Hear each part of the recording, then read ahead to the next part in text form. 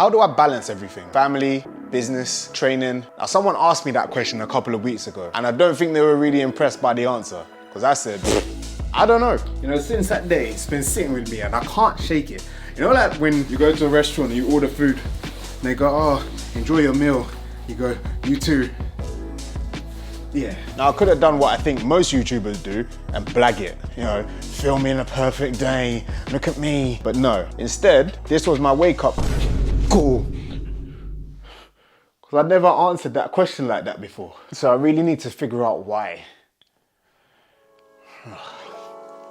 So how did we get here? Let's go back. I remember when Elijah was in nursery, it was tough, but it was all of the systems that we put in place that seemed to do the job. Elijah got older, still not too bad. Then we decided to have another baby who decided to come very prematurely, which worked out because literally the day after, lockdown. This is where the problems began. I was given a false sense of security. No nursery run, no school run, no traveling to London for meetings, and no after school clubs and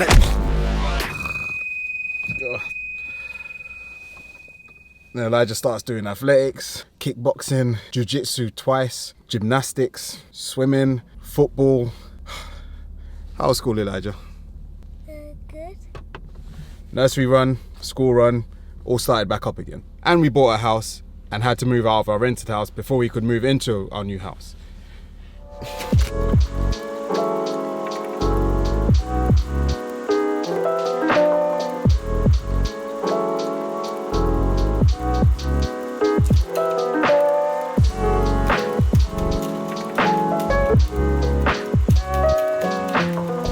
Finally in our house, both of us needing to work out on top of everything, including being a present dad. Well, all it became was just keep moving forward. And that brings us to now. No real solid plan in very unfamiliar territory.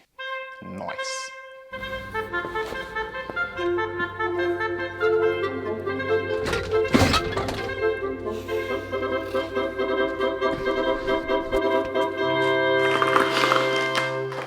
Okay, so let's start with the gym. So that's normally between 4:30 and 6:30.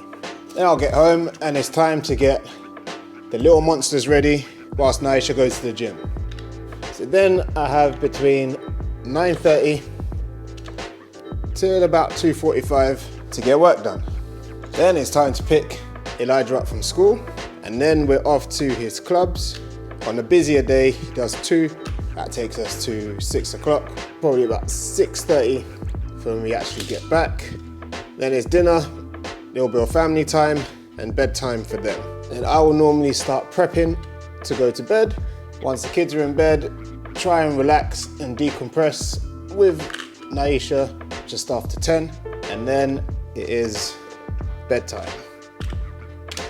I'm normally awake for one of these hours, so I'm actually only asleep for 5. So as you can see, time is not really my friend. So I need to come up with a master plan. Because the general consensus for most successful people is that there's no such thing as a work-life balance, especially as an entrepreneur. Things will always weigh in the favor of something depending on the time. There's no work-life balance. There are only choices and they have consequences. And if all things were equal, and nothing's equal, right?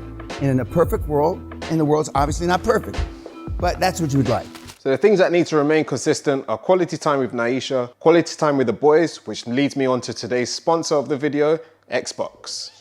Introducing the Xbox Series S and Xbox Game Pass. Video games have always been a part of my upbringing, and being a big kid myself, it's great to take on challenging games with Elijah and Ezra for some good family time. You got Forza, Descenders, Madden, and you know how I am with my American football. No brainer. The Xbox Series S really packs a punch with amazing visuals and fast load speeds. And the best thing about Xbox Game Pass is there's literally access to hundreds of games for just $10.99 a month. One thing that hasn't changed since I was younger is time limits. But now it's easier with the Xbox family settings where I can allocate screen time specifically for them, and when time is up, time is up. Last but not least, my favorite bit, once the kids are in bed, I can pick up exactly where I left off with quick resume. Hit the link in my bio to cop one of these bad boys just in time for Christmas.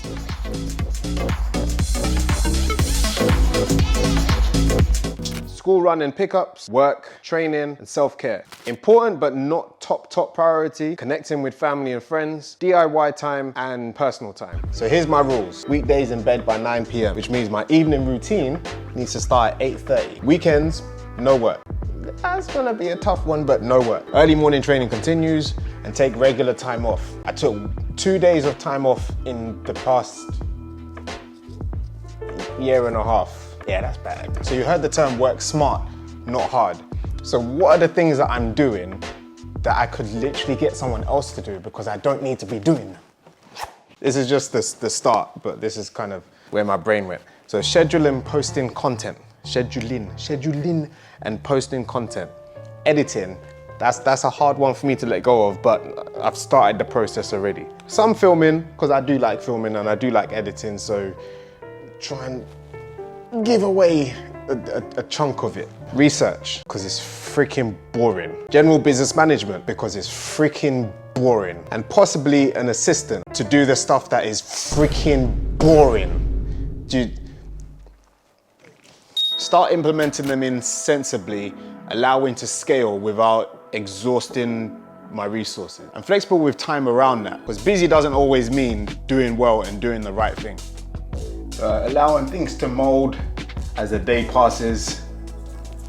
If you put such heavy boundaries on everything, then it makes it hard to turn and mold.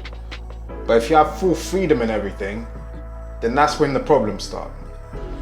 Hey yo, maybe that's the balance we need to find in a work-life balance.